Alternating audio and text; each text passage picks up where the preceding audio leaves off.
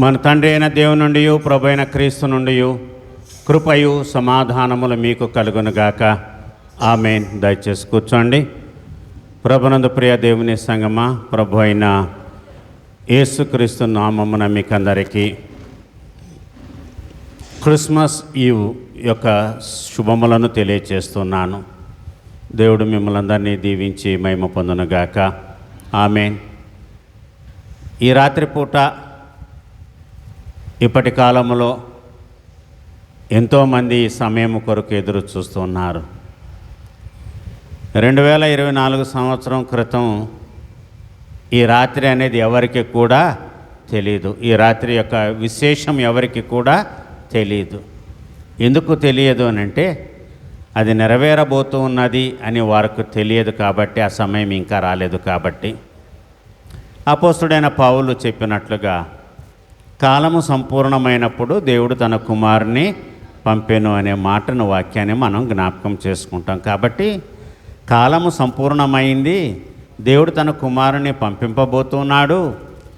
యెహోవా దేవుడు ప్రవక్త అయినటువంటి యెషయా ద్వారా ప్రవచించిన ప్రవచనము నెరవేరబోతుందని ఎవరు కూడా ఆ రోజున ఊహించలేదు, ఎదురు చూడలేదు. ఇది రాత్రిపూట జరిగినటువంటి సంఘటన. క్రిస్మస్ ఈవ్ ఎందుకు జరుపుకుంటామంటే, మరి దేవదూతలు గొల్లల దగ్గరికి రాత్రిపూట వచ్చి ఆ యొక్క శుభ సందేశాన్ని అందించారు. ఆ రాత్రిపూట ఆ గొల్లలు వెళ్ళి యోసేపును మరియమ్మను పసిబాలుడైన యేసును పొత్తిగుడ్డలతో చుట్టబడి ఒక పశువుల తొట్టిలో పండుకొని ఉన్నటువంటి బిడ్డను చూసినారు. కాబట్టి మనము ఈ రోజున ఈ రాత్రి వేళ మేల్కొని క్రీస్తు జన్మాన్ని మనం జరుపుకుంటూ ఉన్నాం. కాబట్టి ప్రభునందు ప్రియులారా, మనము ధన్యులము. ఆ రోజున బెత్లెహేం గ్రామంలో ఆ సత్రములో ఉన్న వారికి ఆ విషయం తెలుసో తెలీదో మనకైతే తెలీదు. సత్రపు యజమాని కూడా మరియమ్మకు చోటు లేదని చెప్పినటువంటి సత్రపు యజమానికి కూడా తన సత్రము లోకరక్షకునికి ఉయ్యాల అవుతుందని ఆయన కూడా ఊహించి ఆ పశువుల తొట్టి పసిపాలుడైన యేసు ప్రభు వారికి ఒక చిన్న పరుపులాగా మంచంలాగా అవుతుందని ఎవరు కూడా ఊహించలేదు. మరి కళ్ళ ఎదుట ఉన్నటువంటి బిడ్డను వారు రక్షకునిగా వారు తెలుసుకోలేకపోయారు. ఆశ్రయం ఇచ్చినటువంటి వారే.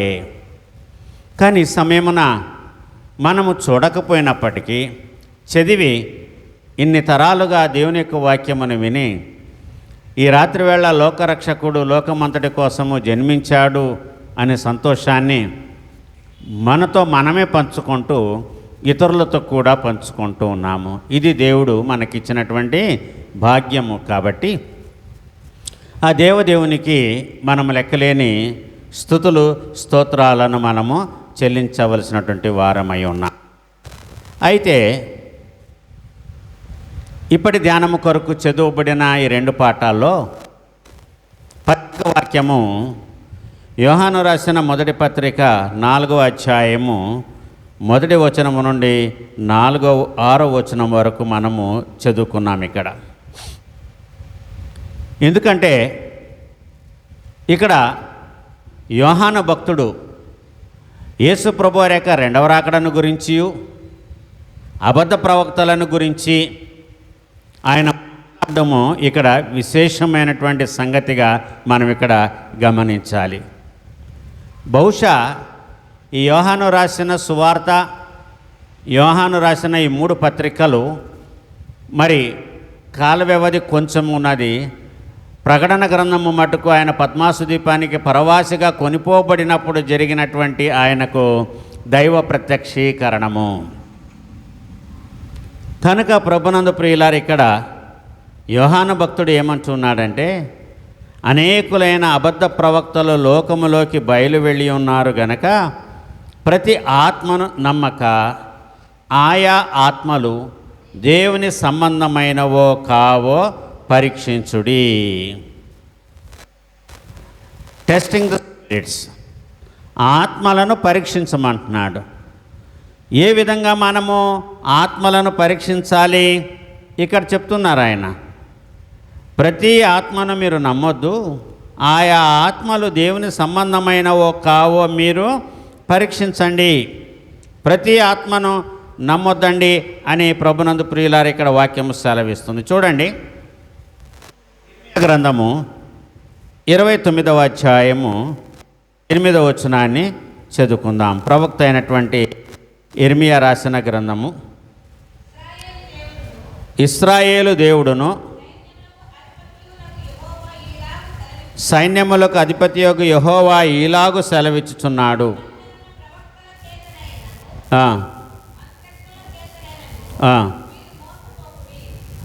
మీ మధ్యనున్న ప్రవక్తల చేతనైనను మంత్రజ్ఞుల చేతనైనను మీరు మోసపోకుడి.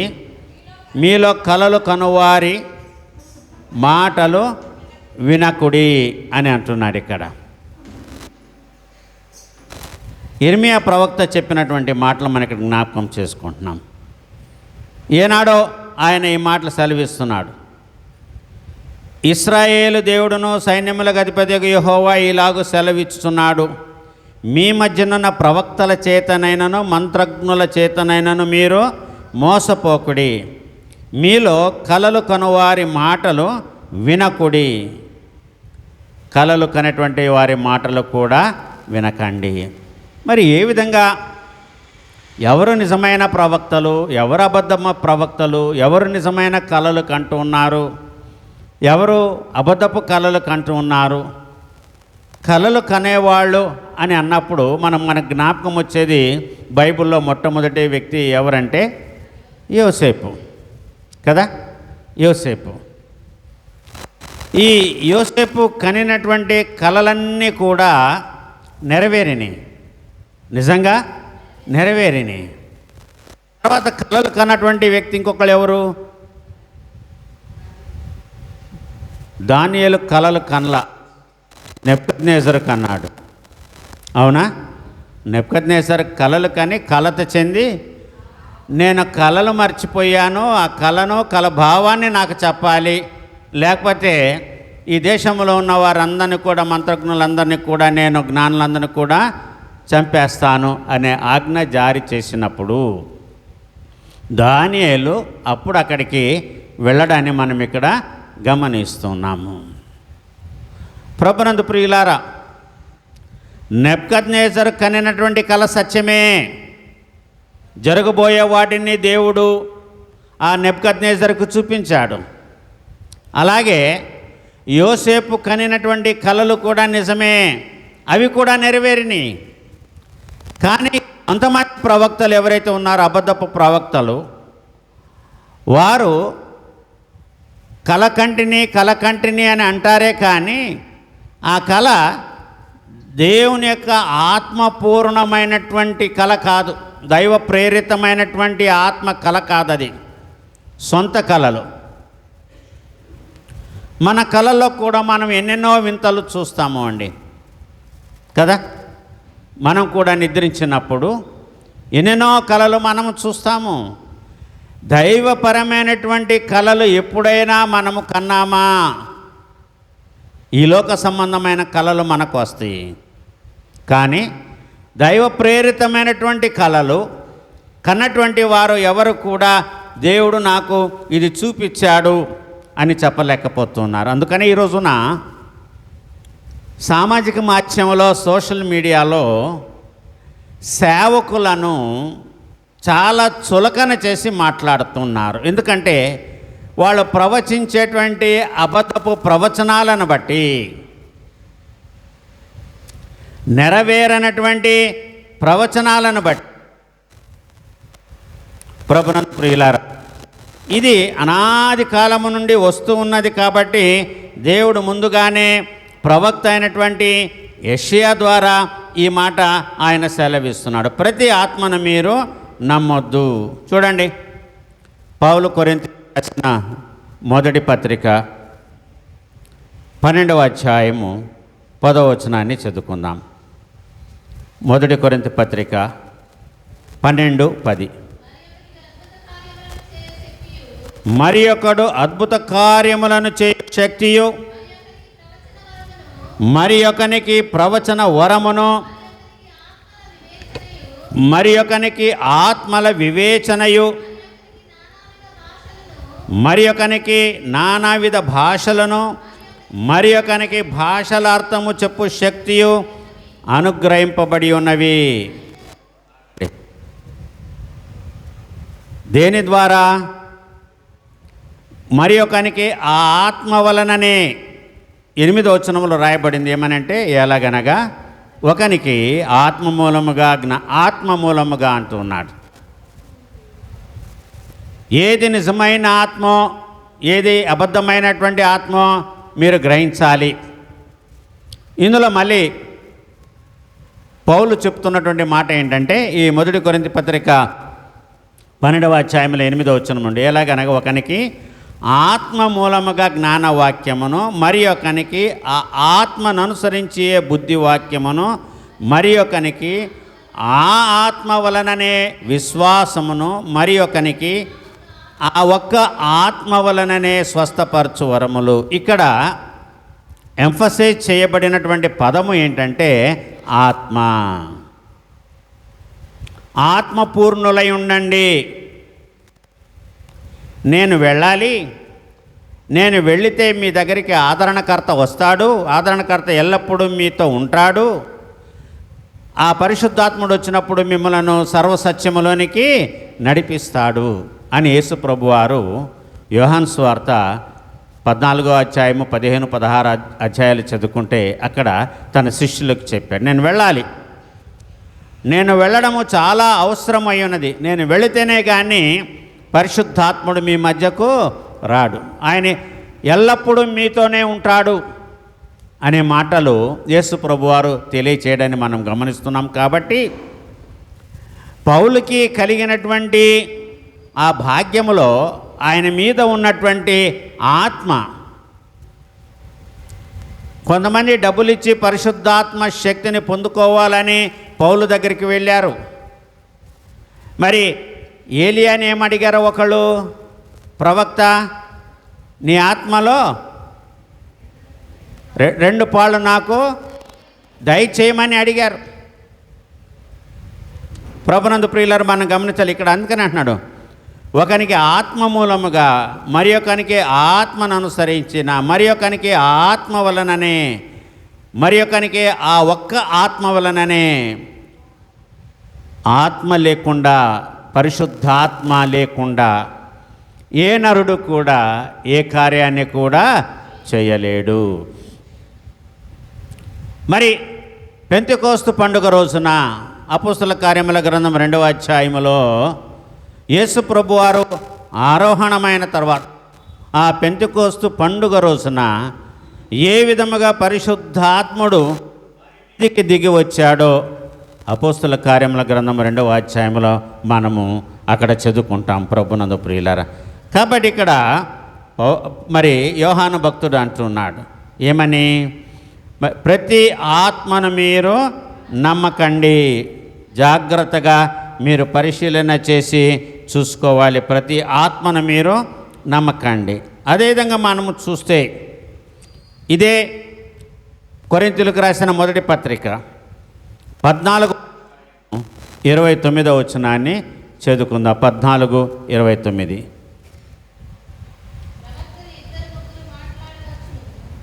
ప్రవక్తలో 2-3 మాట్లాడవచ్చును, తక్కిన వారు వివేచింపవలెను అంటున్నాడు. ఎవరు మాట్లాడాలి, ఎవరు వివేచింపాలి? అందరూ అందరూ ప్రవచించకూడదు, వినేవారు కూడా ఉండాలి. కాబట్టి ప్రభునందు ప్రియులారా, ఎందుకు ఈ మాట ఇంత బలంగా, ఇంత గట్టిగా యోహాను భక్తుడు తెలియచేస్తూ ఉన్నాడు? ఈ రోజున నేను చెప్పాను, కొంతమంది తామే క్రీస్తులమని చెప్పుకుంటూ మరి వెలుగుదూతలుగా వస్తూ ఉన్నారు. నేనే క్రీస్తుని అని చెప్పుకునేటువంటి బోధకులు లేకపోలేదు. కాబట్టి చాలా జాగ్రత్తగా ఉండాలి. ఎందుకంటే భ్రమపరచేటువంటి ఆత్మలు కూడా ఉన్నాయి, మనల్ని మోసపరచేటువంటి ఆత్మలు కూడా ఉన్నాయి. కాబట్టి మనము వాటిని పరీక్షించి తెలుసుకోవాలి. కారణం ఏంటంటే యేసుక్రీస్తు శరీరధారి అయి వచ్చనని ఏ ఆత్మ ఒప్పుకొనునో, యేసుక్రీస్తు శరీరధారిగా వచ్చాడని ఏ ఆత్మ ఒప్పుకుంటుందో అది దేవుని సంబంధమైనటువంటి ఆత్మ. ఏ ఆత్మ యేసును ఒప్పుకొనదో అది దేవుని సంబంధమైనది కాదు. సో మనము యేసుక్రీస్తుని ఒప్పుకుంటూ ఉన్నాం. యేసయ్య తన శిష్యులను అడిగారు, లోకము నన్ను గురించి ఏమనుకుంటున్నారు? సమాధానాలు చెప్పారు. అయితే మీరు నా గురించి ఏమనుకుంటున్నారు? అయ్యా, నీవు ఈ లోకానికి రావాల్సినటువంటి రక్షకుడివి యేసుక్రీస్తు మెస్సియో అని మేము నమ్ముచున్నాము అని అన్నారు. ప్రభునందు ప్రియులారా, కాబట్టి ఇక్కడ మనం గమనించేటువంటి ఒక మాట, యేసును ఎవరైతే ఒప్పుకుంటారో, ఆయన శరీరధారి అయి ఈ లోకానికి వచ్చాడని ఎవరైతే ఒప్పుకుంటారో, చూడండి ఇక్కడే 2వ పత్రికలో 7వ వచనాన్ని చదువుకుందాం. యోహాను రాసిన 2వ పత్రిక 7వ వచనము. యేసుక్రీస్తు శరీరధారి వచ్చనని ఒప్పుకొనని అనేక వంచకులు మనలో నుండి వెళ్ళిపోయి లోకమందున్నారు అని అంటున్నాడు. యేసుక్రీస్తు శరీరధారి వచ్చనని ఒప్పుకొనని, ఆయన శరీరధారిగా వచ్చాడు. మనం ఎక్కడ చూస్తాము? యోహాను రాసిన సువార్త 1వ అధ్యాయంలో మనము చూస్తాం. ఆ వాక్యము శరీరధారి అయి కృపాసత్య సంపూర్ణుడిగా మన మధ్యన నివసించెను అని అంటున్నాడు. వాక్యము శరీరాన్ని పొందుకున్నది.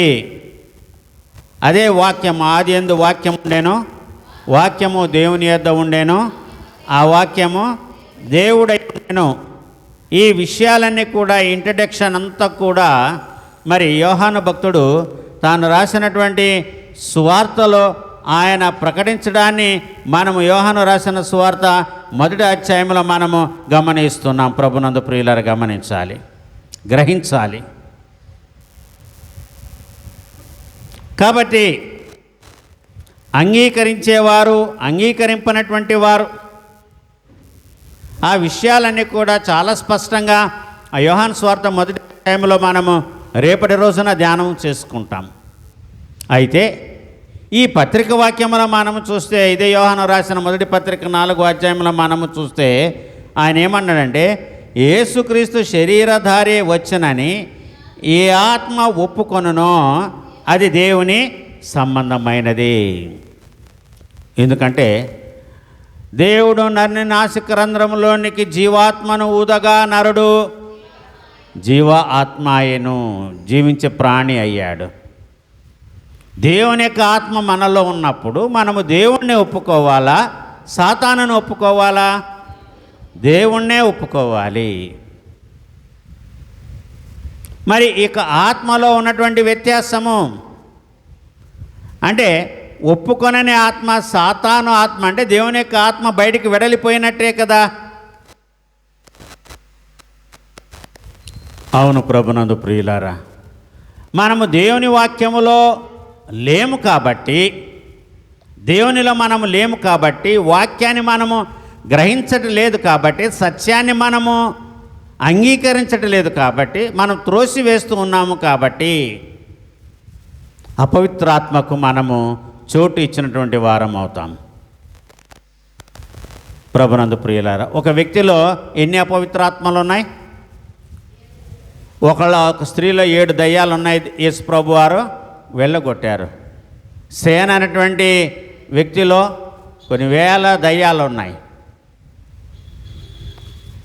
కనుక ప్రభునందు ప్రియులారా, ఆత్మ, అపవిత్రాత్మ మనిషిని అపవిత్రపరిచేది, మనిషి హృదయాన్ని అపవిత్రపరిచేది. ఇక్కడ మనం గమనించినట్లయితే ఈ అపవిత్రాత్మకులు లోనైనటువంటి వారు, ఎవరినైతే అపవిత్రాత్మ పట్టుకుంటుందో దాని చెరలోనికి వెళ్ళిన వారు యేసుక్రీస్తుని దేవుని కుమారుడుగా అంగీకరించారు. కొన్ని సందర్భాల్లో దయ్యాలే దేవుని కుమారుడైన యేసుక్రీస్తుని ఒప్పుకున్నాయి, అంగీకరించారు. కానీ అపవిత్రాత్మలు అంగీకరించవు. దయ్యాలు అంగీకరించాయి, అపవిత్రాత్మలు యేసుని క్రీస్తుగాను దేవుని కుమారునిగాను అంగీకరించలేదు.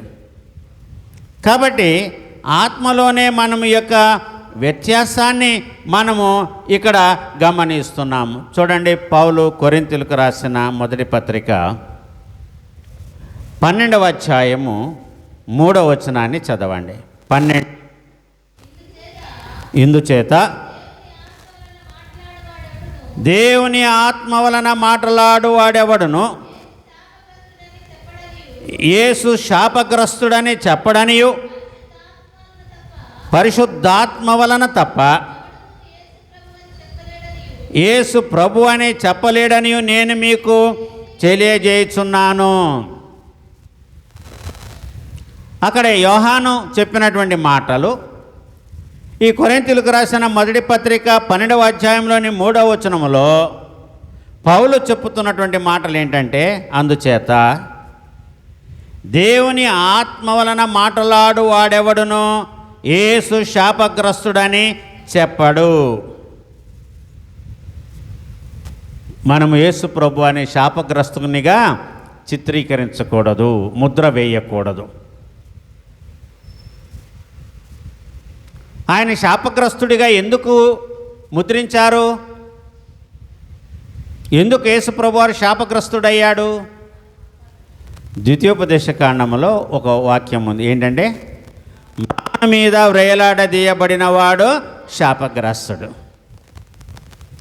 యేసు ప్రభు వారు మ్రాను మీద వ్రేలాడదీయబడ్డాడు. భూమికి ఆకాశానికి మధ్యన ఈ లోక పాపమును మోసుకొని పోయే దేవుని గొర్రెపిల్లగా తను తాను సమర్పించుకొని ఆయన మ్రాను మీద వ్రేలాడదీయబడ్డాడు. కాబట్టి ఆయన ఏమన్నారంటే, మన కొరకు ఆయన శాపగ్రస్తుడయ్యాడు అని వాక్యము సెలవిస్తుంది.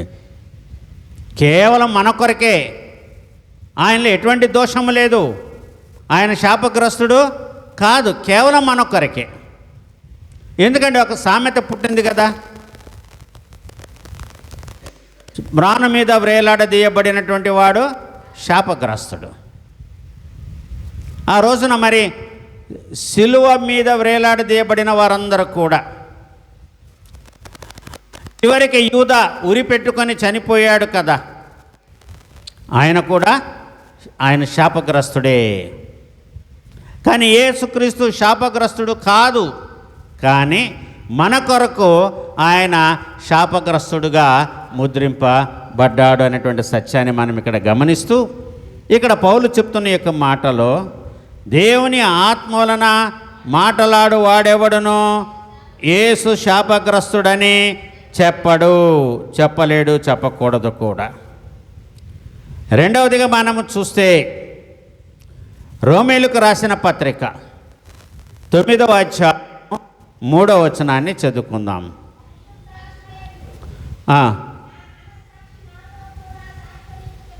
పరిశుద్ధాత్మ యందు నా మనస్సు కూడా నాలో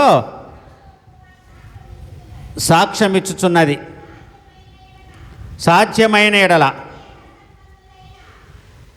దేహ సంబంధులైన నా సహోదరుల కొరకు నేను క్రీస్తు నుండి వేరై శాపగ్రస్తుడనై ఉండకూడదును. ఆగనమ్మ, ఇక్కడ ఎప్పుడు శాపగ్రస్తుడు అవుతాడో ఇక్కడ పౌలు చెప్తూ ఉన్నాడు.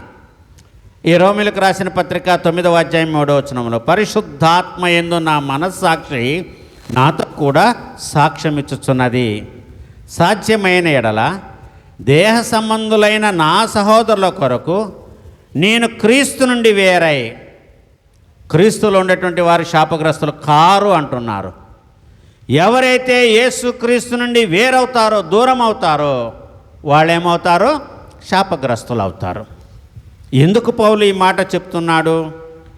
నాకు బహు దుఃఖము కలిగినది, నా హృదయములో మానని వేదన ఉన్నది, క్రీస్తునందు నిజమే చెప్పుచున్నాను, అబద్ధమాడుటలేదు.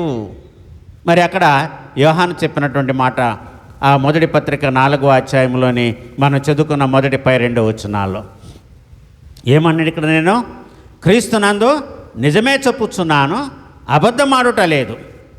పరిశుద్ధాత్మయందు నా మనస్సాక్షి నాతో కూడా సాక్ష్యం ఇచ్చుచున్నది. దేంతోనండి? పరిశుద్ధాత్మయందు నా మనస్సాక్షి నాతో కూడా సాక్ష్యం ఇచ్చుచున్నది. కాబట్టి సాధ్యమైన ఎడల దేహ సంబంధులైన నా సహోదరుల కొరకు, సో ఆత్మ సంబంధాలు వేరు, శారీరక సంబంధాలు వేరు. నా సహోదరుల కొరకు నేను శారీరక సంబంధిగా ఉండి ఏమవుతాను? క్రీస్తు నుండి వేరై శాపగ్రస్తుడనై ఉండకూడదును. స్నేహితుల కోసం ఆయన శాపగ్రస్తుడై ఉండడానికి ఆయన ఇష్టపడతాను అంటున్నాడు.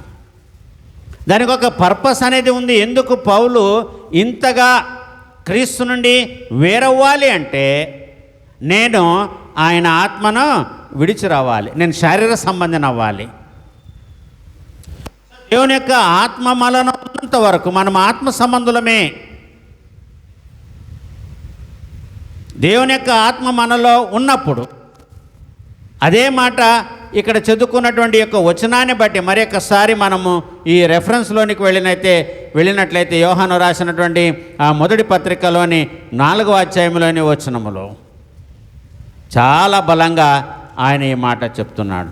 యేసుక్రీస్తు శరీరధారి వచ్చనని ఈ ఆత్మ ఒప్పుకొననో అది దేవుని సంబంధమైనది, ఏ ఆత్మ యేసును ఒప్పుకొనదో అది దేవుని సంబంధమైనది కాదు అని అంటున్నాడు. చూడండి, ఇక్కడ 2వ అధ్యాయం 22వ వచనం చదువుకుందాం.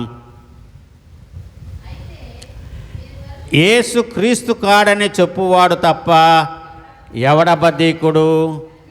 తండ్రిని కుమారుని ఒప్పుకొనని వీడే క్రీస్తు విరోధి. యేసు క్రీస్తు కాడని చెప్పువాడు తప్ప అబద్ధీకుడు ఎవడు? యేసు క్రీస్తుని ఒప్పుకోవాలి, యేసుని క్రీస్తు ఒప్పుకోవాలి, ఆయన అభిషక్తునిగా మనం అంగీకరించాలి. కనుక ఇక్కడ ఏమంటున్నాడు?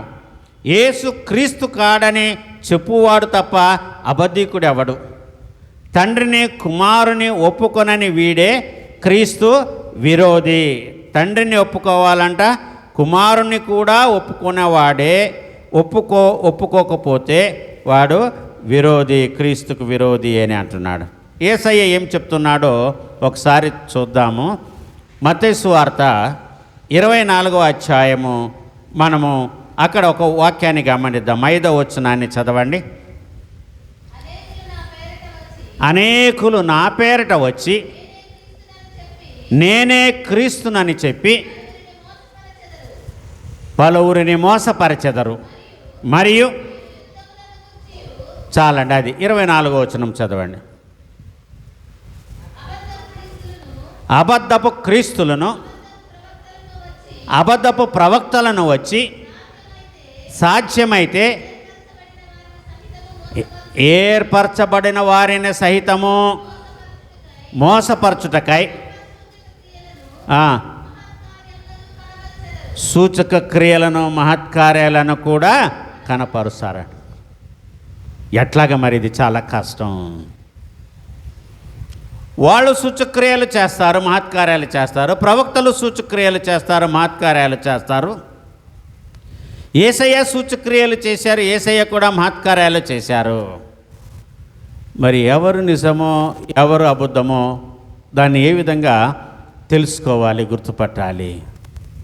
ఏది నిజమైన బంగారమో ఏది నకిలీ బంగారమో తెలియచేయడానికి దాన్ని రాతికేసి రుద్దుతారు. రుద్ది ఇది బంగారము, ఇది బంగారము కాదు అని అంటారు. మరి ఎవరు అబద్ధపు ప్రవక్తలు, అబద్ధపు క్రీస్తులు? వీరిని అందరూ సూచక్రియలు చేస్తున్నారు, అందరూ మహత్కార్యాలు చేస్తున్నారు. వీళ్ళు నిజంగా ఎవరు? ఏ విధంగా గుర్తుపట్టాలి ప్రభునందు ప్రియులారా?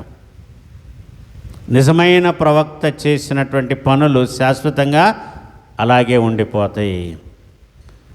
అబద్ధపు ప్రవక్తలు చేసినటువంటి సూచక్రియల మహత్కార్యాలు అవి కొంతకాలమే, క్షణం మాత్రమే ఉంటాయి. ఏ విధంగా అంటే మొన్నటి రోజున నేను చెప్పాను, ఐగుప్తు దేశంలో ఫరో సంస్థానంలో ఉన్నటువంటి మాంత్రికులు చేశారు కదా, వాళ్ళు కూడా వాళ్ళ కర్రలు కూడా పాములైని, వాళ్ళు ముట్టగా నీళ్లు ఎరుపు రంగుగా మారినాయి, రక్తంగా మారినాయి. కానీ చివరి వరకు మిగిలింది ఏది? మోషే చేసిన సూచక్రియ. అంటే దేవుడు మోషే ద్వారా చేయించినటువంటి సూచక క్రియలు, మహత్కార్యాలు. ప్రభునందు ప్రియుల, అది డిఫరెన్స్. అది మనం గుర్తెరగాలి. ఈ రోజున నేనే క్రీస్తునని చెప్పే వాళ్ళ దగ్గరికి కూడా చాలామంది వెళుతున్నారు. ఈ సూచక క్రియ యొక్క మహత్కార్యాలు ఈ రోజున క్రైస్తవ్యము దూషింపబడుతుంది, అవమానాల పాలవుతుంది. అందుకని వాక్యం చెప్తుంది, మీ మూలంగానే కదా నా నామము అన్యుల మధ్యన దూషింపబడుతున్నది. క్రైస్తవులైనటువంటి వారు చాలా జాగ్రత్తగా ఉండాలి. మనల్ని మనము మోసపరచుకోకూడదు, ఎదుటి వ్యక్తిని కూడా మనము మోసపరచకూడదు. కాబట్టి ఈ వాక్య సత్యాన్ని, మర్మాన్ని మనం ఇక్కడ గమనించాలి, ఒప్పుకోవాలి. యేసును ఒప్పుకొనదో అది దేవుని సంబంధమైనది కాదు. దీనిని బట్టి దేవుని ఆత్మను మీరెరుగుదురు. క్రీస్తు విరోధి ఆత్మ వచ్చునని మీరు వినిన సంగతి ఇదే. అపోస్తుల కార్యముల గ్రంథములో ఒక సంఘటన ఉంది. దయ్యాలు ఏమంటాయంటే, నేను పౌలుని ఎరుగుదును, ఇంకొక వ్యక్తి పేరు కూడా చెప్తే మీరెవరో తెలీదు అని వారి మీద పడి వారిని వశపరుచుకుంటాయి. అపోస్తుల కార్యముల గ్రంథములో పౌలు నాకు తెలుసు, ఆయన దేవుని సేవకుడు, ఆయన అపోస్తలుడు. పౌలుతో ఉన్నటువంటి వ్యక్తిని గురించి కూడా ప్రస్తావించి, వాళ్ళిద్దరూ నాకు తెలుసు, మీరెవరు నాకు తెలీదు అని వాళ్ళ మీద పడి వాళ్ళని వశపరుచుకున్నాయి. దయ్యాలే గుర్తుపట్టినాయి. మనం ఎప్పుడు గుర్తుపట్టగలం? నిజంగా మనలో దేవుని ఆత్మ ఉన్నట్లయితే ప్రభునందు ప్రియులారా, మనము గమనించాలి, మెళుకువగా ఉండాలి. మీలో ఉన్నవాడు లోకములో ఉన్నవానికంటే గొప్పవాడు గనక మీరు వారిని జయించి ఉన్నారు. మీలో ఎవరున్నారు? మనలో మీలో ఉన్నవాడు లోకములో ఉన్నవానికంటే గొప్పవాడు. మనలో క్రీస్తు ఉన్నాడు. మనలో క్రీస్తే ఉండాలి, ఇంకెవరు ఉండకూడదు. లోకములో ఉన్నవాడు ఎవరు? ఈ లోకాధికారి సాతాను. మనలో ఉన్నవాడు, మన హృదయములో ఉన్నవాడు లోకములో, బయట లోకములో ఉన్నవానికంటే గొప్పవాడు కనుక మీరు వారిని జయించి ఉన్నారు. యేసయ్య చెప్పారు, నేను లోకాన్ని జయించాను, మీరు కూడా లోకాన్ని జయించండి అని యేసుప్రభు వారు తన శిష్యులకు చెప్పిన మాట మనం ఇక్కడ గమనిస్తున్నాం. మత్తయి రాసిన సువార్త 12వ అధ్యాయము 29వ వచనాన్ని చదవండి. 12:29.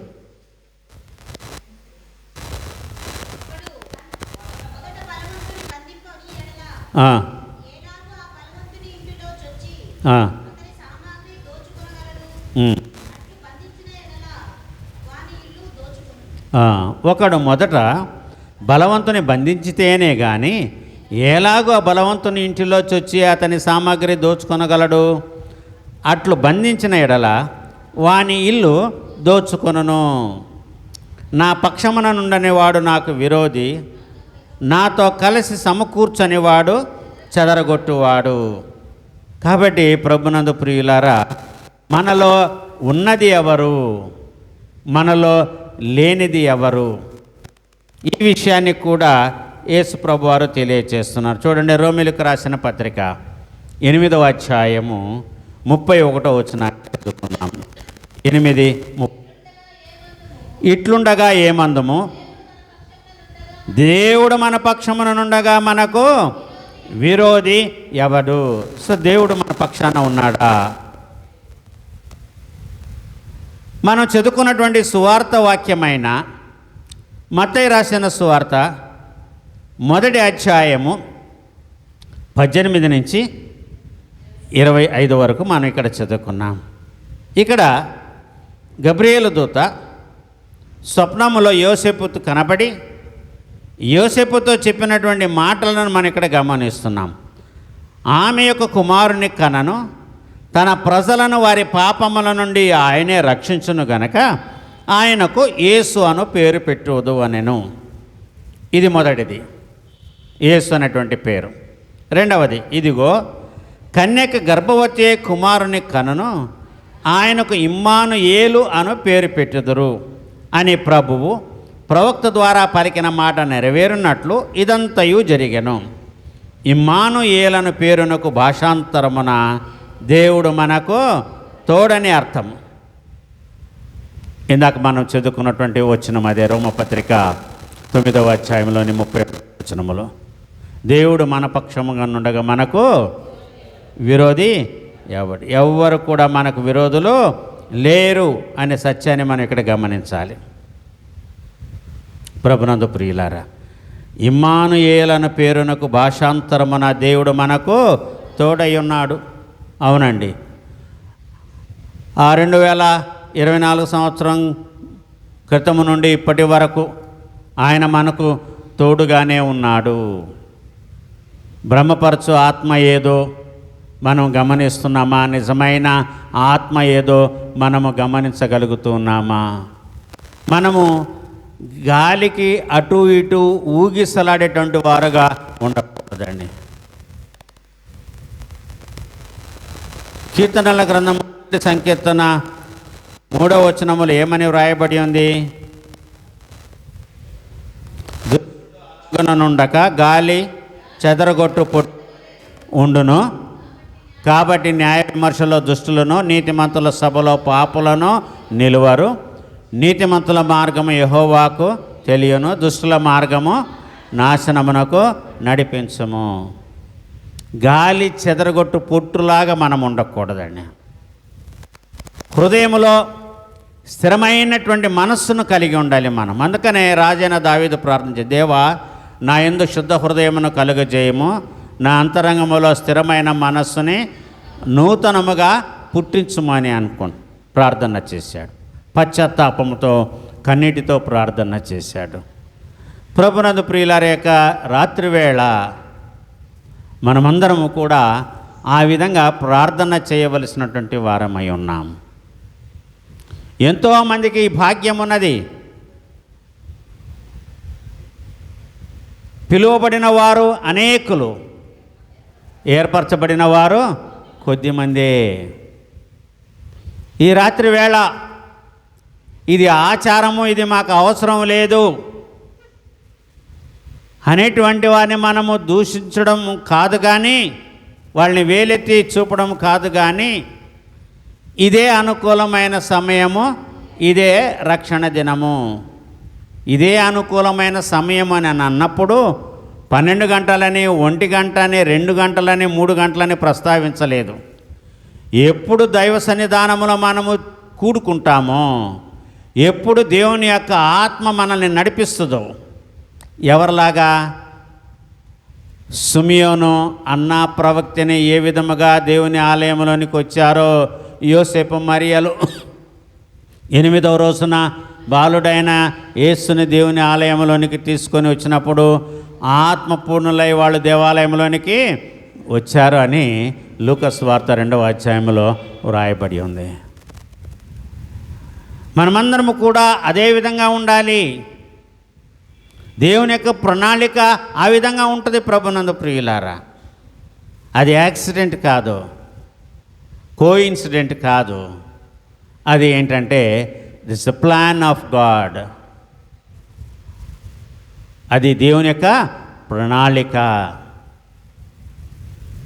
యోసేపు మరియలు యేసయ్యని దేవుని ఆలయంలోనికి తీసుకువెళ్తే అక్కడ ఆ సమయమున సిమియోను ఉండడము, అన్న అనేటువంటి ఒక ప్రవక్తిని ఉండడం అనేది ఇది దేవుని యొక్క ప్రణాళిక. దేవుడు వారిని కూడా ఉంచాడు, దేవుడు మనల్ని కూడా ఉంచాడు ఈ సమయమున ఈ యొక్క ఆలయములో. ఇది దైవ నడిపింపు. కాబట్టి ఆ రోజున ఆ రాత్రి పూట మరి ఏ విధంగా దేవదూతలు గొర్రెకు ఆ శుభవర్తమానాన్ని తెలియచేసి వారిని నడిపించి బెత్లెహేము దగ్గరకు వారు వెళ్ళి యేసు ప్రభువారిని దర్శించుకొని కన్న వాటిని విన్న వాటిని ప్రచురము చేస్తూ వెళ్ళారో, ఈ రాత్రి వేళ మనము కూడా నిద్రావస్థలో ఉండి నిద్ర వస్తుంది, వర్షం పడుతుంది, ఎంత తొందరగా అయితే అంత తొందరగా వెళ్ళి నిద్రపోవాలి అనే ఆలోచన మనలో చాలామంది మనం కలిగి ఉన్నాము. ఎందుకంటే వాతావరణము సరిగా లేదు కాబట్టి. కానీ ఆ రోజున ఆ రాత్రి పూట గొల్లలు ఏవి చూడకుండా ఏవి పట్టించుకోకుండా దేవదూతలు మొట్టమొదటిసారి వాళ్ళకు కనబడి వాళ్ళతో మాట్లాడారు కాబట్టి, ఆ దైవ దర్శనాన్ని వాళ్ళు పొందుకున్నారు కాబట్టి నిజంగా వాళ్ళు ధన్యులు. ప్రభునందు ప్రియులారా, మనము కూడా ఆ యొక్క ధన్యత్వంలో నడిపింపబడడానికి పసిబాలుడైన యేసుక్రీస్తు ఆనాడు పశువుల పాకలో ఈరోజు మన హృదయములో జన్మించడానికి ఆయనకు స్థలమును మనము ఇద్దాం. దైవకృప మనకు తోడుగా ఉండునుగాక. ఆమేన్. సమస్త జ్ఞానమునకు మించిన దేవుని యొక్క సమాధానము క్రీస్తు వలన మీ హృదయములకు మీ తలంపులకు కావలి ఉండునుగాక. ఆమేన్.